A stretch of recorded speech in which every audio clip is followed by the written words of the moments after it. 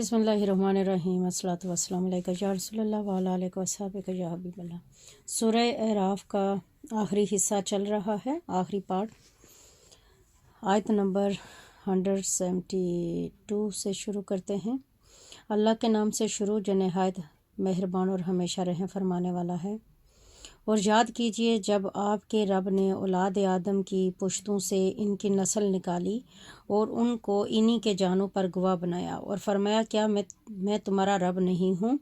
वो सब बोल उठे क्यों नहीं, तू ही हमारा रब है, हम गवाही देते हैं, ताकि क़यामत के दिन ये न कहो कि हम इस अहद से बेखबर थे, या ऐसा न हो कि तुम कहने लगो कि शिरक तो महज हमारे आबा व अजदाद ने पहले किया था और हम तो इनके बाद इनकी औलाद थे। गोया हम मुजरम नहीं, असल मुजरम वो हैं। तो क्या तू हमें इस गुनाह की पादाश में हलाक फरमाएगा जो अहले बातल ने अंजाम दिया था। और इस तरह हम आयतों को तफसील से बयान करते हैं ताकि वो हक़ की तरफ रुजू करें। और आप उन्हें इस शख्स का किस्सा भी सुना दें जिसे हमने अपनी निशानियां दी, फिर वो इनके इल्म व नसीहत से निकल गया और शैतान इसके पीछे लग गया तो वो गुमराहों में से हो गया। और अगर हम चाहते तो इसे इन आयतों के इल्म में और अमल के ज़रिए बुलंद फरमा देते, लेकिन वो ख़ुद ज़मीनी दुनिया की पस्ती की तरफ राग़ब हो गया और अपनी ख्वाहिश का पैरो बन गया। तो अब इसकी मिसाल इस कुत्ते की मिसाल जैसी है कि अगर तू इस पर सख्ती करे तो वो ज़बान निकाले, या तो इसे छोड़ दे तब भी ज़बान निकाले रहे। ये ऐसी लोगों की मिसाल है जिन्होंने हमारी आयतों को झुठलाया। सो आप ये वाक़यात लोगों से बयान करें ताकि वो गौर व फिक्र करें। मिसाल के लिहाज से वो कौम बहुत ही बुरी है जिन्होंने हमारी आयतों को झुठलाया और दर हकीकत वो अपनी ही जानों पर जुल्म करते रहे। जिसे अल्लाह हदायत फरमाता है बस वही हदायत पाने वाला है, और जिसे वो गुमराह ठहराता है बस वही लोग नुकसान उठाने वाले हैं। और बेशक हमने जहन्नम के लिए जिन्नों और इंसानों में से बहुत से अफराद को पैदा फरमाया। वो दिल व दिमाग रखते हैं मगर वो इनसे हक़ को समझ नहीं सकते, और वो आंखें रखते हैं मगर वो इनसे हक़ को देख नहीं सकते, और वो कान भी रखते हैं मगर वो इनसे हक़ को सुन नहीं सकते। वो लोग जो चौपाहों की तरह हैं, बल्कि इनसे भी ज़्यादा गुमराह वही लोग ही गाफिल हैं। और अल्लाह ही के लिए अच्छे अच्छे नाम हैं, सो इसे इन नामों से पुकारा करो, और ऐसे लोगों को छोड़ दो जो उनके नामों में हक़ से इनहराफ करते हैं। अनकरीब इन्हें इन अमाल बद की सज़ा दी जाएगी जिनका वो अर्तकाब करते हैं और जिन्हें हमने पैदा फरमाया है। इनमें से एक जमात ऐसे लोगों की भी है जो हक़ बात की हदायत करते हैं और इसी के साथ अदल पर मबनी फ़ैसले करते हैं। और जिन लोगों ने हमारी आयतों को झुठलाया है हम अनकरीब इन्हें आहिस्ता आहिस्ता हलाकत की तरफ ले जाएंगे, ऐसे तरीके से कि इन्हें खबर भी नहीं होगी। और मैं इन्हें मोहलत दे रहा हूँ, बेशक गिरफ्त बड़ी मजबूत है।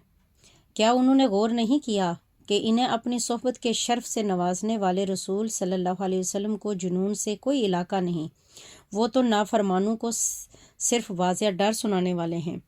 क्या उन्होंने आसमानों और ज़मीन की बादशाहत में और अलावा इनके जो कोई चीज़ भी अल्लाह ने पैदा फरमाई है इसमें निगाह नहीं डाली? और इसमें क्या अजब है इनकी मुद्दत मौत करीब आ चुकी हो, फिर इसके बाद वो किस बात पर ईमान लाएंगे? जिसे अल्लाह गुमराह ठहरा दे तो इसके लिए कोई राह दिखाने वाला नहीं, और वो इन्हें इनके सरकशी में छोड़े रखता है ताकि मज़ीद भटकते रहें। ये कुफार आपसे क़यामत की निस्बत दरियाफ्त करते हैं, इनके कायम होने का वक्त कब है? फरमा दें कि इसका इल्म तो सिर्फ मेरे रब के पास है, इसे अपने मुकर्रर वक्त पर इस अल्लाह के सिवा कोई ज़ाहिर नहीं करेगा। वो आसमानों और ज़मीन के रहने वालों पर शदाइद और मसाइब के खौफ के बायस बोझल लग रही है। वो तुम पर अचानक हादसाती तौर पर आ जाएगी। ये लोग आपसे इस तरह सवाल करते हैं गोया आप इसकी खोज में लगे हुए हैं। फरमा दें कि इसका इल्म तो महज अल्लाह के पास है, لیکن اکثر لوگ اس حقیقت کو نہیں جانتے۔ آپ ان سے یہ بھی فرما دیجئے کہ میں اپنی ذات کے لیے کسی نفع نقصان کا خود مالک نہیں ہوں، مگر یہ کہ جس قدر اللہ نے چاہا، اور اسی طرح بغیر عطا الہی کے اگر میں خود غیب کا علم رکھتا تو میں از خود بہت سی بھلائی اور فتوحات حاصل کر لیتا، اور مجھے کسی موقع پر کوئی سختی اور تکلیف بھی نہ پہنچتی۔ میں تو اپنے منصب رسالت کے باعث فقط ڈر سنانے والا اور خوشخبری دینے والا ہوں ان لوگوں کو جو ایمان رکھتے ہیں۔ اور وہی اللہ ہے جس نے تم کو ایک جان سے پیدا فرمایا اور اسی میں سے اس کا جوڑا بنایا تاکہ وہ اس سے سکون حاصل کرے۔ پھر جب مرد نے اس عورت کو ڈھانپ لیا تو وہ خفیف بوجھ کے تلے حاملہ ہو گئی، پھر وہ اس کے ساتھ چلتی پھرتی رہی۔ پھر جب وہ گراں بہار ہوئی تو دونوں نے اپنے رب اللہ سے دعا کی کہ اگر تو ہمیں اچھا تندرست بچہ عطا فرما دے تو ہم ضرور شکر گزاروں میں سے ہوں گے۔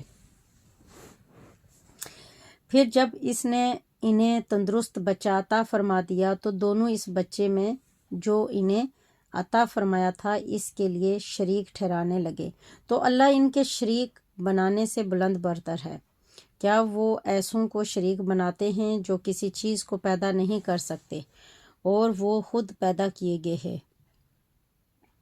اور نہ وہ ان مشرکوں کی مدد کرنے پر قدرت رکھتے ہیں اور نہ اپنے آپ ہی کی مدد کر سکتے ہیں، اور اگر تم ان کو راہ ہدایت کی طرف بلاؤ تو وہ تمہاری پیروی نہ کریں گے۔ تمہارے حق میں برابر ہے خواہ تم انہیں حق ہدایت کی طرف بلاؤ یا تم خاموش رہو۔ بے شک جن بتوں کی تم اللہ کے سوا عبادت کرتے ہو وہ بھی تمہاری ہی طرح اللہ کی مملوک ہیں۔ پھر جب تم انہیں پکارو تو انہیں چاہیے کہ تمہیں جواب دیں اگر تم انہیں معبود بنانے میں سچے ہو۔ کیا ان کے پاؤں ہیں جن سے وہ چل سکیں، یا ان کے ہاتھ جن سے وہ پکڑ سکیں، یا ان کی آنکھیں ہیں جن سے وہ دیکھ سکیں، یا ان کے کان ہیں جن سے وہ سن سکیں؟ آپ فرما دیں اے کافرو، تم اپنے باطل شریکوں کو میری ہلاکت کے لیے بلا لو، پھر مجھ پر اپنا داؤ چلاؤ اور مجھ کو مہلت نہ دو۔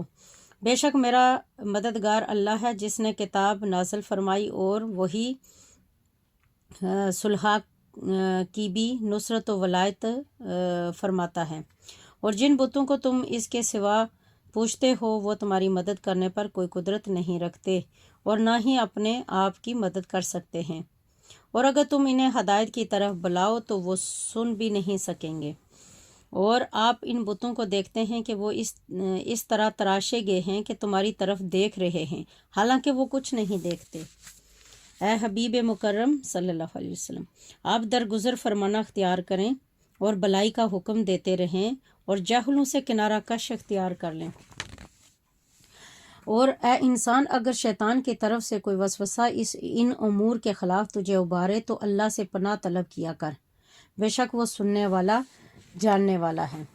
بے شک جن لوگوں نے پرہیزگاری اختیار کی ہے جب انہیں شیطان کی طرف سے کوئی خیال بھی چھو لیتا ہے تو وہ اللہ کے امر و نہی اور شیطان کے دجل عداوت کو یاد کرنے لگتے ہیں، سو اسی وقت ان کی بصیرت کی آنکھیں کھل جاتی ہیں، اور جو ان شیطانوں کے بھائی ہیں وہ انہیں اپنی وسوسہ اندازی کے ذریعے گمراہی میں ہی کھینچ رکھتے ہیں، پھر اس فتنہ پروری اور ہلاکت انگیزی میں کوئی کوتاہی نہیں کرتے۔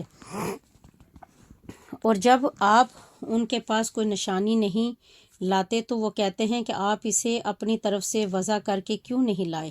فرما دیں میں تو محض اس حکم کی پیروی کرتا ہوں جو میرے رب کی جانب سے میری طرف وحی کیا گیا ہے۔